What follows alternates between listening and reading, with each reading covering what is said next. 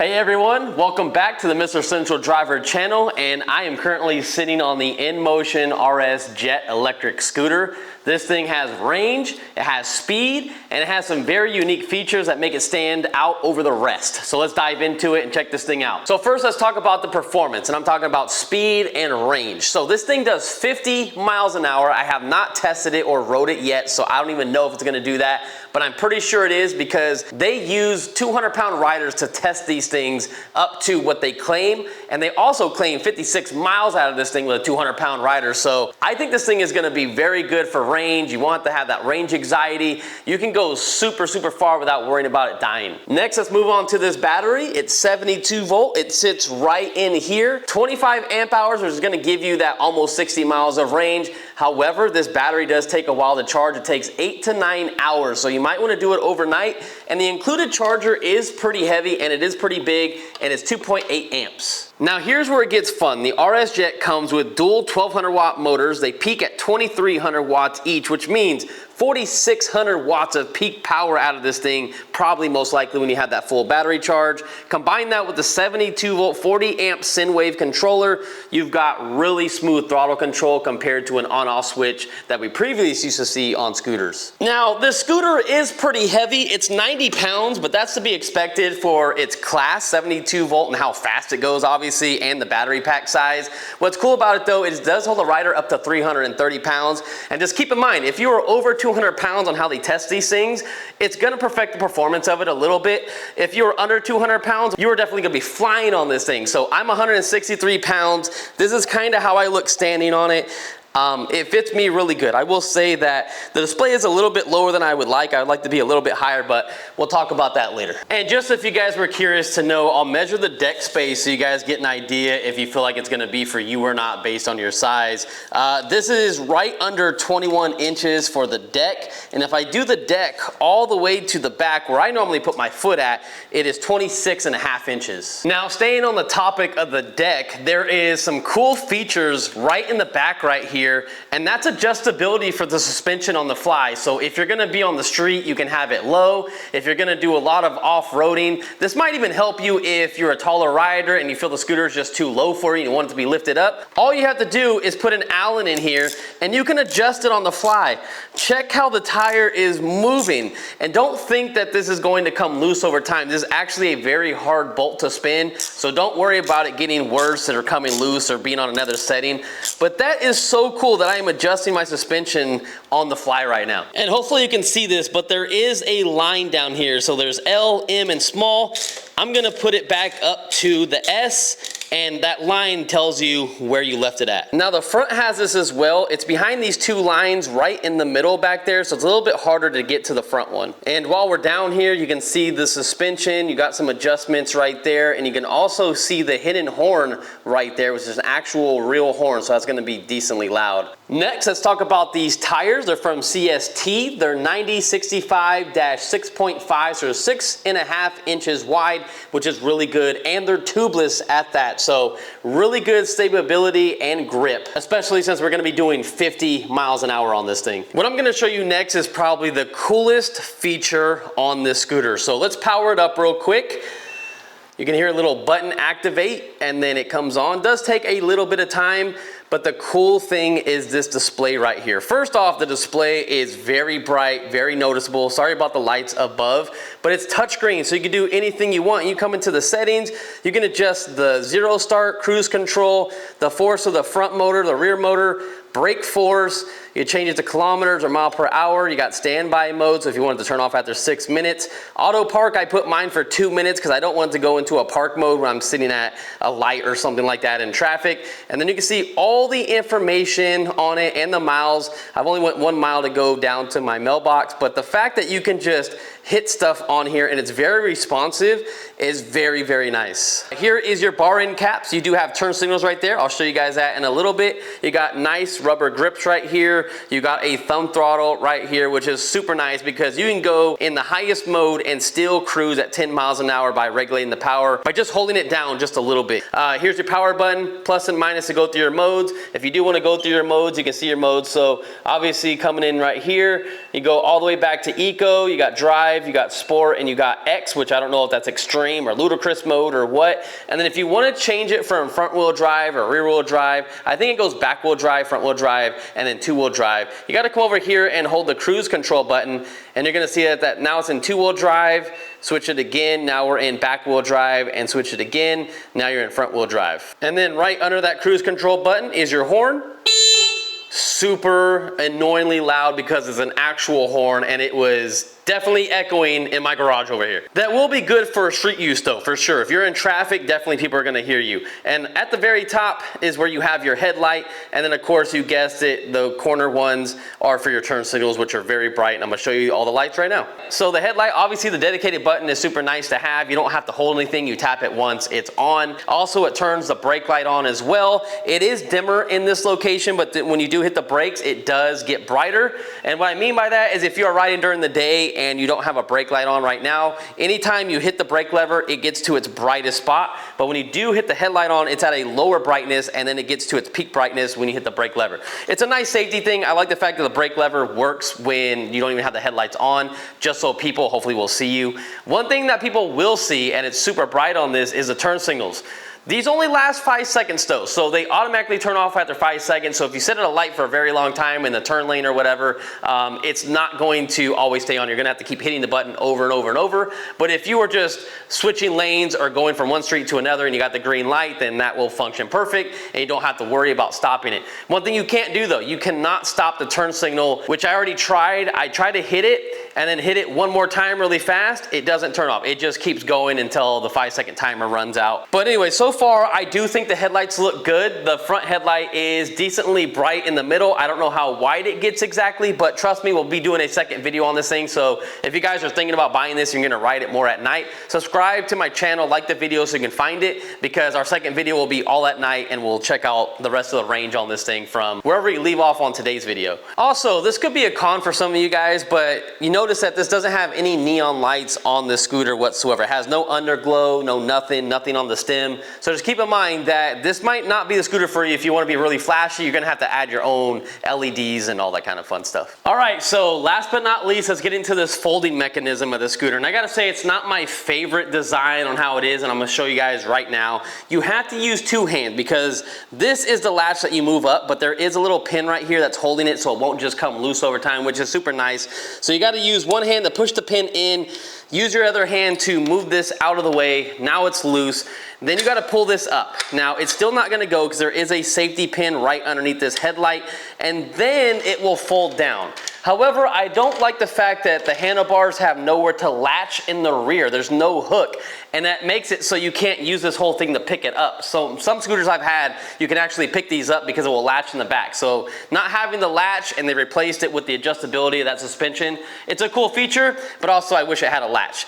Also this thing too, if you do not lock this thing in, it comes right off. If you don't want it going anywhere, you can actually lock that onto there and then it won't go anywhere. But I just don't like the fact that as you're gonna throw it in your car or something like that, all this is moving. So you gotta kind of hold it in place so you don't bang up your car or hit the side of your car. I just feel like it could have been a little tiny bit better. But it is decently fast to put it back on. You just put this in, make sure it's lined up, push it and lock it, make sure the safety pin's in, you're good to go. So I guess just let me know how you feel about that latching mechanism. All right guys, so other than that, I think we should be good to go and take this thing out for a rip and see how it is. All right, boys, we are out on the scooter. We're gonna test it out. I have it in dual motor right now, or two-wheel drive, I should say. That's what it says on the display.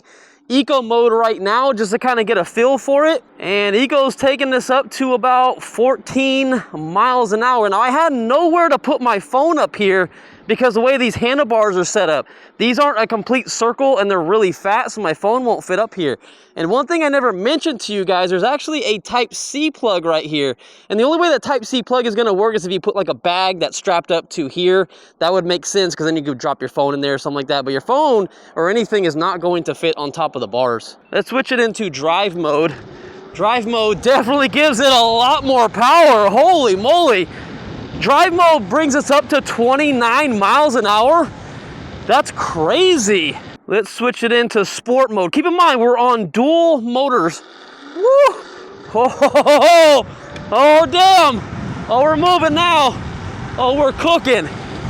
42 miles an hour. I think it hit like 43 and then cut back the power. But geez Louise, did it get up there quick. And one thing that I really like about it is I was telling you that throttle control. I'm in sports mode and I got it pushed down about like 15-20% throttle and I'm holding about 15 miles an hour, which is awesome. And then when I want to go faster, you just hit it and go. Holy crap. All right guys, so I switched it over to X mode, doing about 15 miles an hour. Let's see how fast this thing is. You guys ready? I don't know. I don't even know if I'm ready, to be honest. Here we go. 1, 2, 3. Holy crap! Holy crap! Woo! Woo! God damn! 50 miles an hour. 51. Whoa! 52 miles an hour. Jeez Louise! Woo! Feels like a roller coaster on this thing, man. Oh, that feels scary, but also fun as hell. Let's do a slower pickup. So let's do like 5 miles an hour. You guys ready for this? We're kind of cruising at a good 6 miles an hour. Here we go, 1, 2, 3. Oh, dang! Woo! Feels like a front row drive car where it just peels out, the RPM and mile per hour go up, then it has to catch up and it dropped speed, then started catching up and going back up. Dang, man, damn. Woo, I do not think I would ride this at 50 miles an hour everywhere I go, but the fact that you have the power underneath your thumb is crazy. Oh, I had to hit it, I had to do it again, 52 miles an hour. 52 miles an hour, and the brakes feel really good too. The only thing is, if you're using the throttle, you're more likely going to be using the left-sided brake than the right-sided one. So it's just something I'm trying to get used to a little bit. Make sure you always have your hand on that brake. You never know if anything's going to run out in front of you. Oh man, here comes some water. No! It's waterproof, it's all right. So check this out, guys. I'm in X mode, doing 30 miles an hour because I barely have the throttle down. This is really nice and comfortable. And then boom, just hit it. I'm coming up a hill. Climbing, man, climbing. Now, I want to see if I was to do a dig race with someone, how I can do this without falling off the scooter. But I want to see how fast this thing gets up to like 30 miles an hour. Here we go, 1, 2, 3. Whoa, shit. Oh, shit. Oh, damn, 40 miles an hour. We're cooking! We're cooking! Holy shit, guys! Holy shit! 53 miles an hour! What the heck, man? Oh, man. We are moving. And just in case you guys were curious to know, because our next thing is going to be our brake test right here. The left is the rear, and the right is the front brake. Now, I'm going to lower it in drive mode. I'm going to get up to 28 miles an hour. And then we're gonna do a braking test. So somewhere around here, 1, 2, 3. We were hitting about 26. It was slowing down pretty quick, but yeah, the brakes locked up, but we just slid. You can see our dark line all the way over here. So it's not gonna be the best in emergency situations. The tires are just gonna lock up, but the brakes do like function really, really good. It's just the contact patch that you're getting with these tires is only kind of right here in the middle because they are an oval shape. They kind of have that little bend to them. If they were completely flat, you actually might get a little bit more traction, but it's still good for me. Now we're gonna go off-roading. This isn't really a scooter for off-roading. The tires are made for purely street. There is no tread in them like whatsoever. Don't expect to do a whole lot of off-roading on this thing. Of course, you can always raise the suspension up to help you off-road, but I really think that you're gonna slide if you do too many crazy turns and go really fast. So the reason why we came out here anyways is to try the hill test. And I'm gonna start right in this little divot right here. And I'm gonna leave it in drive mode right now and let's see how fast it goes up this thing. I'm hoping we don't lose too much traction, but anyways, let's go. 1, 2, 3. Oh, oh, oh, oh, oh. Oh yeah, definitely losing traction. There we go, there we go. Now we're gripping. Holy crap. 22 miles an hour. It might have even been 23. I couldn't really see on the display, but I was regulating the power as much as possible so I didn't slip out. All right, so I put it in X mode. I'm most likely gonna have to regulate the power even more, but let's try this out.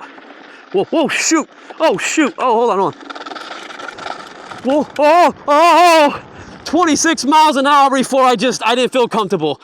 This is probably the fastest thing to ever climb that hill, but oh man, with good power comes great responsibility, and Yeah, that was sketchy, but man, that was fun. Now to put in context on how fast that is going up that hill at 26 miles an hour, keep in mind that I'm an e-bike guy, and the fastest bike I've had to get up that hill has been the Ghost Cat F4X Pro with beast mode. That thing did it at 22 miles per hour. I think my favorite mode on this thing is D, which is drive mode, because it gets you up to speed really quick, keeps you at about the class 3 e-bike limit. Technically, scooters are 15 miles an hour, if I'm not mistaken, by California law. I don't think cops are gonna trip too much because there's so many people on scooters nowadays. If you're doing 50, then yeah, they might come after you, but 29 miles an hour, I don't think they're gonna say anything, and this feels nice and smooth and comfortable. And this is where it's definitely gonna save my battery, which is cool because we do have battery bars. We have 5 of them, and we have 90%, and I've went 4 miles so far on this trip. So now that I'm on the sidewalk, I can hear a little tiny bit of the tires. Not much, but this thing is completely silent other than what you hear from the tires. This thing's small enough to jump onto the curb. Woo! That was pretty smooth too. Not bad. See if we can do a burnout in front of the lodge. Yep. You guys hear that tire down there? Let's get a good look at this acceleration again. Here we go, here we go. Moving, moving. Oh, that's so fun. So far, I'm loving everything from it, guys. I love the grips. The Star Union hydraulic brakes feel really good. Cable management is decent. You do have some loops here and there, but I mean, it's pretty good for the most part. When you put this thing together, the handlebars on the ends actually thread in. You have to bring a cable through and it comes out the bottom, and that's for your blinkers on the side. So that's just something that I was a little bit confused about putting this thing together, but yeah, it feels so solid. It looks the part. You guys can get this in black instead of the yellow if you don't like the yellow because it stands out too much and you don't want to be seen as well on the road. But I really kind of like the yellow because standing out on a scooter actually really helps, especially at night, since this thing doesn't really have any neon lights or LEDs, nothing on the outside of it. You just have your headlight and your brake light in the back. And a lot of people really aren't going to pay too much attention to your brake light, you know? Woo! So definitely make sure you probably throw some extra lights on this thing or some helmet lights, which I have on my helmet. I absolutely love them. And man, I'm getting used to this thing. 45 miles an hour with ease. Now this thing really corners really good. That's something I've been noticing as I've had this so far and just trying to get used to it. And suspension feels really good. Let's hop off the curb real quick, show you. Oh, ooh, okay. So that's where my tools would have came in handy.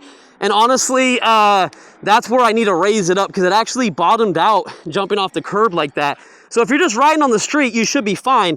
But check that out. I mean, it's so soft that it definitely needed to be raised going off the curb, or at least that. And that's like 1 foot. One thing I want to point out to you with the turning radius, that is your turning radius. It's good for a scooter. It's not going to be good for, you know, making U-turns on the sidewalk like this or something like that. You're probably going to have to move it yourself. But for the most part, it's not too bad. I would rather it not have a big turning radius if I'm being honest with myself, because you don't want to be doing any crazy turns with this thing. Woo, woo! Oh man, if there's bumps in the road, holy crap. It's a little sketchy. All right, here comes a bunch of bumps right here. Oh, whoa, we got air on that one. Oh yeah, that's nice and smooth though. Nice and smooth.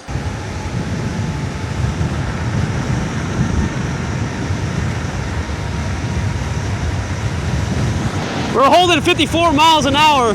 That's crazy.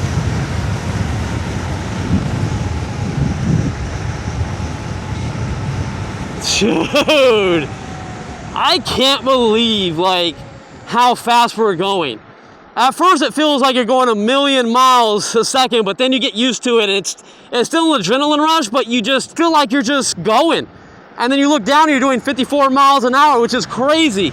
And remember I told you, they have riders that ride these things at 200 pounds and they say 50 miles an hour. At me at 163 pounds, I'm getting 54 miles an hour out of this thing. This thing is an absolute beast, guys. Absolute beast. Man, there is no way we are gonna kill this battery anytime soon. We're at 80%. This guy turning? No turn signal, buddy, thanks. Even I got turn signals. I should be using them, but I realized trying to get to the turn signal going pretty fast, it's a little difficult. You gotta kind of come over here. So it's a little interesting. But once you get the hang of it, I'm pretty sure you can move your hands around the handlebars and feel a little bit more comfortable. All right, so overall, guys, honestly, for the price that this thing is, especially with my discount code, which is gonna save you guys some money on this thing, with it being somewhere around $2,200, that's not bad. You can also pick up the Midnight Inmotion if you want. That's a little bit faster at 60 miles an hour, but I think this thing is plenty fast. But if you are really a speed demon, then go and get the 60-mile-an-hour one. It's gonna cost you, depending on when it's on sale, anywhere from an extra $300 to $700. It really just depends, because that one is pushing $3,000 when it's not on sale, and this one's pushing about $2,300, $2,200 when it's on sale. And I had a blast with this thing. The only thing about scooters is if you're not a scooter guy, you gotta get used to standing up on a scooter, because it does take some fatigue. It's almost like kind of riding a skateboard. You feel the road just a little bit, you know, and it kind of gets to you little by little. Plus, you're just standing. You're not sitting on a bike where it's a little bit more comfortable. But scooters can fit in places a lot easier. They can jump over here, jump over there, where a bike is a little bit more bulkier. And these are normally cheaper than a bike compared to the speed you get out of these things. I mean, this thing, 54 miles an hour with me on it.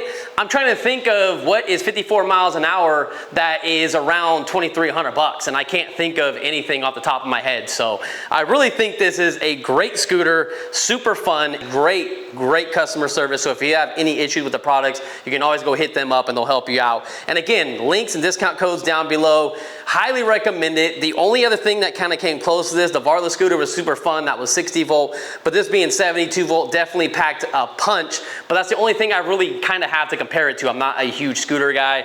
But again, you want a faster, get the Midnight Inmotion. But if you want the RS Jet, go with this one. This one is badass. I'll see you guys in the next one. You guys are the true MVPs. Don't forget to like the video. I appreciate it.